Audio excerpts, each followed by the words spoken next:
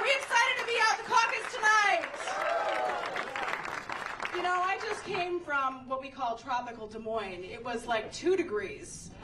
So, you know, we've gotten colder as we've gotten further north. But I just want to say thank you all for coming out and committing to caucus. Iowa's first in the nation caucus process is so, so important. We pick presidents for a reason.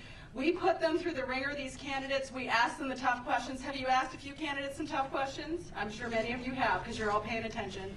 But it is very, very clear to me that Iowans are excited and fired up to fire Joe Biden. Are we going to do that in November?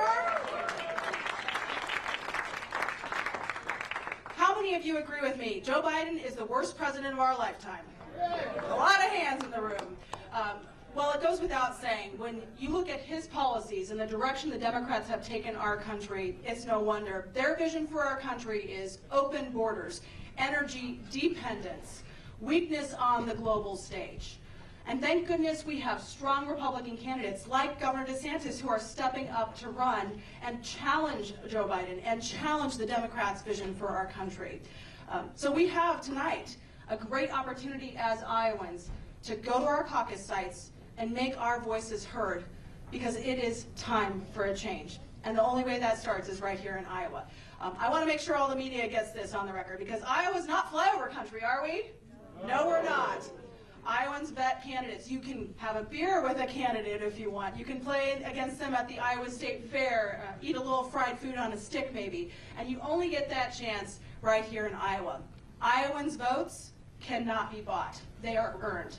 So I think it's such an important part of the process that we continue that legacy here in Iowa and we continue our first in the nation status.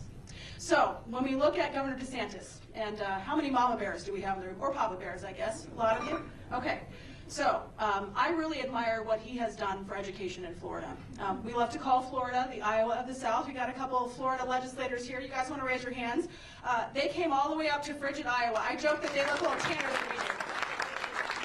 Weather was a little different, boys, huh, down in Florida? But we love to call, again, Florida the Iowa of the South. But I'm a mom to 2 boys, middle school and an intermediate school, I guess I would say. And my kid's school district was the one, Linn-Mar, that decided to say it was okay for parents to not know when kids change their genders at school. I think that's absolutely bonkers. We've seen Governor DeSantis stand up for parents, stand up against the woke indoctrination that's been happening in our schools, and stand firm for conservative principles. And I think that is so important. And so that's why I've really enjoyed getting to know him over the last year, as I've been out on the road welcoming all these candidates to Iowa. So we'll be hearing from him in just a few minutes. It's an honor for me to serve you in Washington, D.C., and my pledge to you is that we will continue while we have the House.